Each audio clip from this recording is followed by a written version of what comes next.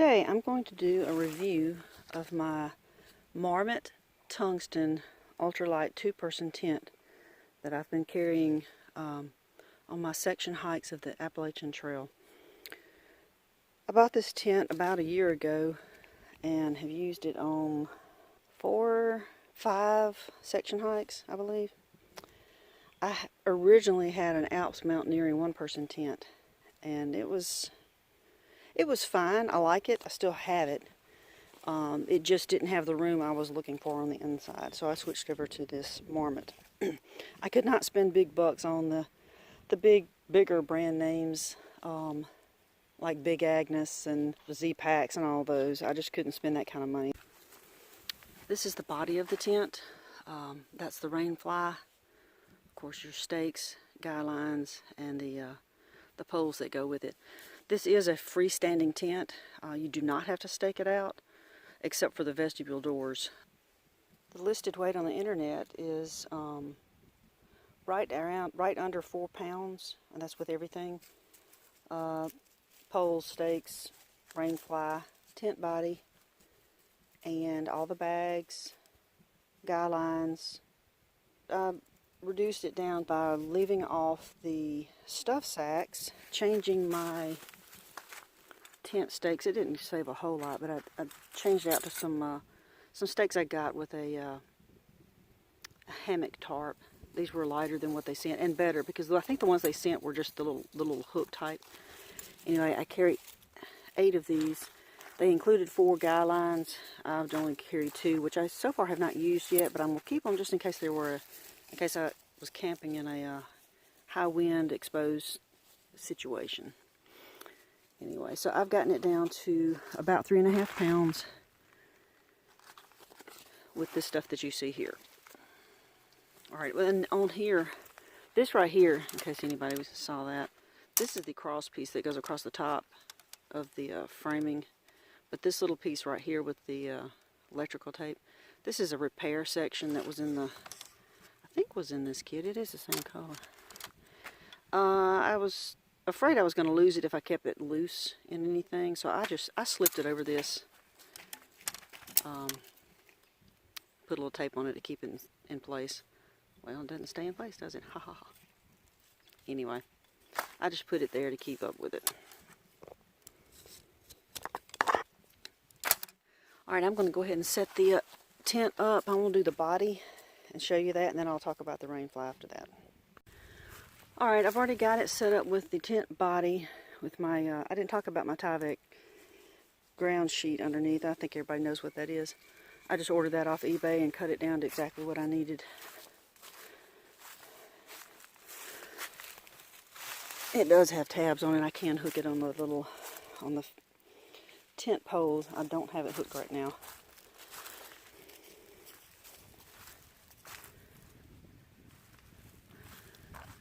You notice how this extra bar across the top just really lifts and pulls this top up and keeps the walls, gives you more headroom with that there. Something like my one-person tent and some of my other tents, they don't have anything like that. What they do, they just have these bars here that cross in the middle. So then this slopes down to the bottom right here. It comes up about right here and just kind of slopes. The way this pulls that out, it just makes a world of difference. It just makes it feel so much better, so much bigger. And if you wanted to sleep, I mean, this says they call it a two-person. Sure. Okay, if you really love the other person and you don't mind being in the tent with another stinky person, fine. Super cold if you need a snuggle, or I mean to get warm, whatever, fine. But technically this is a 1.5 person tent, or a 1 person with gear tent. You know, in a pinch, in an emergency, 2 people could sleep in here. I'm not sure if the gear would fit, but you would have the vestibules that you could put your gear in. I don't like doing that though because of mice, the spiders and stuff. I guess it's possible, since it is wider on this end than that end. If you put everything in your backpack, maybe stuck it in a corner or something, maybe.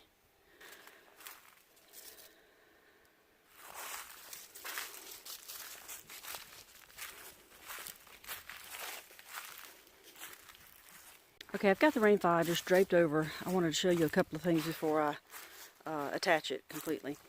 When you go to put this Rainfly on, pay attention to these red tabs. There's just one on this corner and one on the Rainfly, one on this corner and one on the Rainfly. They are not on the other side of the tent, and that is how you will know which way the Rainfly attaches, because like I said earlier, this end of the tent, the head end, is a little wider than the foot, and if you don't put this on correctly, it will not fit right. It'll be floppy on one side and too tight on the other. Now, one other thing I was going to show you, on the inside of this tent, they have these little Velcro pieces here that you would wrap around the pole here. Bring that down and wrap that around the pole there. Then hook these hooks. Also, let's see if I can do this. Under here, with this bar, you have a plastic piece that hooks there, that holds that in place. Same thing on the other side. Ouch. And don't trip over the stakes as you're moving around. This will go there. I'll have to use 2 hands to do that. Velcro on all 4 corners. Now I have the Rainfly on. And as you can see, it's pretty tight. They have little hooks down here on this Rainfly that hooks onto this little loop of string they've got here, and then you pull this to tighten it. All 4 corners.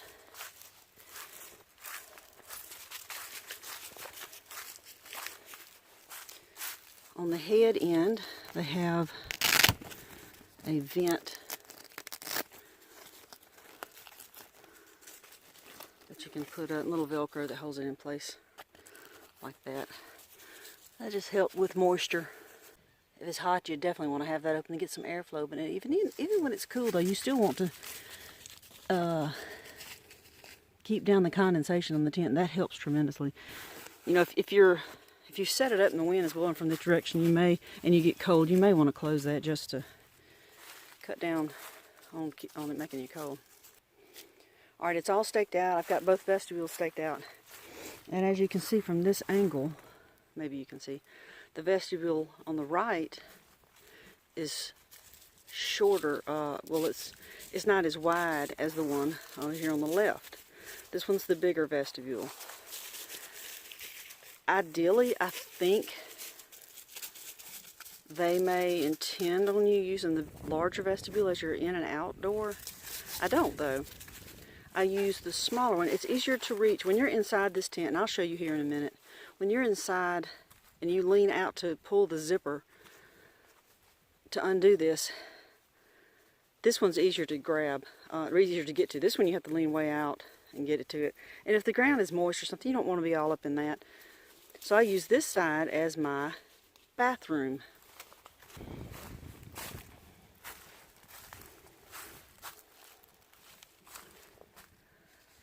It's a very roomy tent.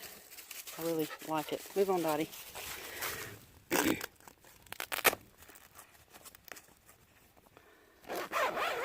Show you the inside. And each of these doors will open and roll back. See if I can do this one-handed. And they have a little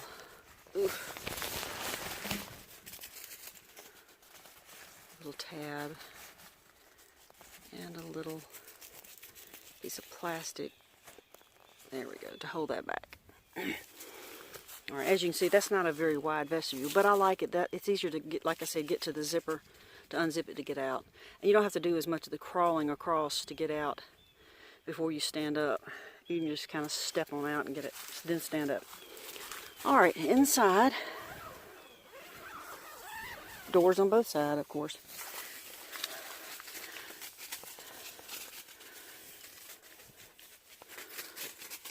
And you can hear my dog is being very playful with the cat right now, so you'll hear a lot of crinkling sounds with the leaves. Alright, so this door also has a little loop and a toggle type thing. There, that's loop there. This is also for this other door if you ever wanted to open it. Both doors have tabs and toggles there to open it up. Alright, it's a little bit dirty from the last time I used it. See, it's got a whole lot of room. I'm going to get my sleeping pad and put it in here so you can see just how much room there is. Alright, I went ahead and put my sleeping pad in here. It's a Climate Static V. It's a 23-inch across sleeping pad, and I believe it's 72 inches long. I think that's right. And you can see with it in here, I've got plenty of room to put gear here, on this side as well. I try to stay in the middle, and I usually put my pack over in this corner because I'll also have water in it, and in the night I feel like I need some water. I can get it easily. I'll just get in here and talk about it a little bit. As you can see with this sleeping pad in here, this is a 23-inch sleeping pad. I've got plenty of room to put all kinds of stuff. I'll usually put my shoes down there to keep this from shifting that way. I might throw my extra clothes there, bags, different, just whatnot, just stuff there. I hang all my clothes up here. My socks, shirt, shorts, bra, anything that that needs to dry out, I'll hang up here. Now I added this string. They didn't have it, but they do have these handy little loops. You could do that on your own. And that's nice. And up on the head end, there's just a little more room because it is wider on the head end. I usually put my pack over here, stand it up. Anything else that I may need during the night, like my bathroom kit right there. Then on this side, I will keep my phone, my charger. Usually that's plugged up. I usually put it on the floor. However, if it's raining, I will go ahead and stick them in this pocket just in case something freaky were to happen or the water started coming in through this. I wouldn't want that to get wet. Sometimes I slip them up under this pillow, but yeah, most of everything goes there. My contacts, anything. My headlamp stays over here, just so it's easy to get to in the night. This is the door that I go in and out of, like I was explaining a while ago. And this, like I said, this is the wider vestibule that I use during the night for my bathroom needs. And honestly, it's plenty big. It just keeps me from stumbling around in the dark without my contacts in. I don't want to happen upon a bear or a skunk or anything else. Certainly don't want to squat on a snake. Here's that little light diffuser that you can put your headlamp in facing down, and it just kind of creates a like an interior light. I use it sometimes, but a lot of times I like to keep that on my head, the headlamp. The two more tabs here to hang stuff from if you want to. Since I've had the tent, I've gotten a few pulls. These didn't pull bad. That, I don't even know how it happened. I had a pull with a small hole. I was able to take some thread and just pull it back together. I'm just not sure how I end up doing it. But like I said, I've used it multiple times and I've not ripped anything.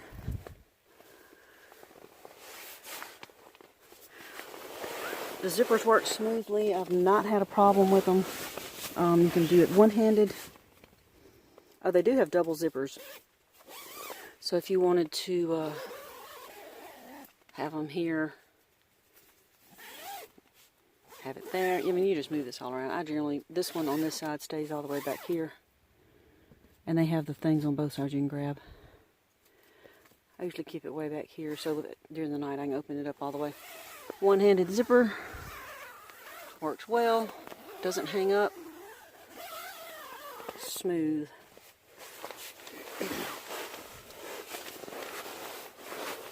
And the same for this side. Now I'm going to show you what I mean by this being easier to reach on this side. And this one also has two-way zippers at the top here. I guess for ventilation, if you wanted to keep this down for whatever reason, you could open this up for some ventilation. Or if you want to just peek out. I have peeked out at see what was going on outside without having to go down. All right.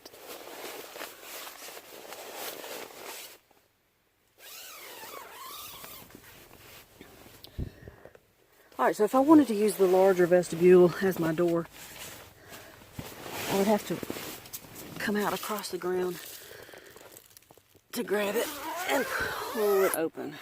They've got Velcro midway on this side and Velcro at the bottom. Now, it's not too hard, but then like I said, crawling out there, if the ground's wet, I just soon not have to crawl across there. And then of course, zipping this up in the night, put a hand down to get out there too. It's not that big a deal, but for me it just makes sense to use the smaller vestibule as my entry and exit. Now sitting here, right here, I don't even have to crawl out across it. I can just reach it. I can reach it from my tent. Getting out is much easier. Step out, blah blah. Close it back up. Don't even have to touch the ground. Don't have to lean way out. I'm glad they did that way. I think other tent manufacturers do the same size on both sides if they have two vestibules. Well, let me tell you what I don't like about the tent. There's nothing I don't like about this tent. Honestly, I made a great selection. I guess it could be a little bit lighter, but honestly, I think to get it any lighter, you would have to go with a trekking pole tent, one that does not have the poles that make it stand alone. However, while that sounds awesome to use your trekking poles as your pole system, there's so many things that can fail, and for me, I'm not willing to deal with that. You could break a trekking pole and not be able to use it to put your tent up. Usually it requires two, some require one. Yeah, I guess you could find a stick. But if it's raining and the soil is very loose, wet, and you put your trekking pole tent up, it relies on how well the stakes hold in the ground. My husband has one. This is why I know this. He has a trekking pole tent he just got earlier this year.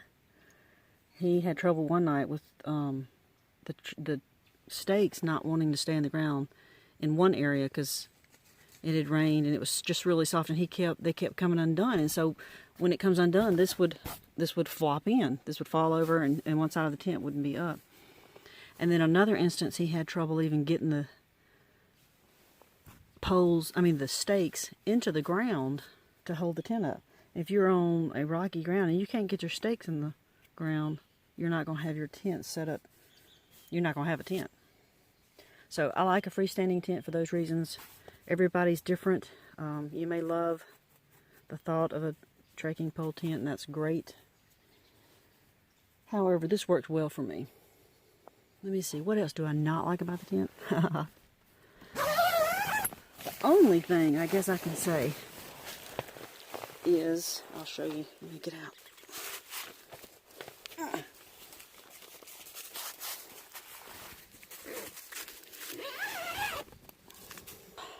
The only thing I can think that I don't like about this tent, and it is really a non-issue, it's just a personal thing with me. Sometimes I have trouble getting this really tight here. I can pull these. As you see, this is pulling pretty tightly across here. But this way, sometimes it just won't get really tight.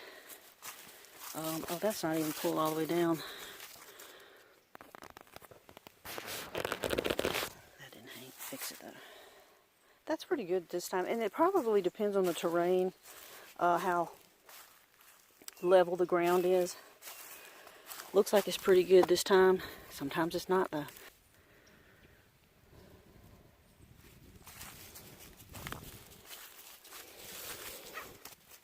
That looks puckered, but it's just where I position that Velcro there.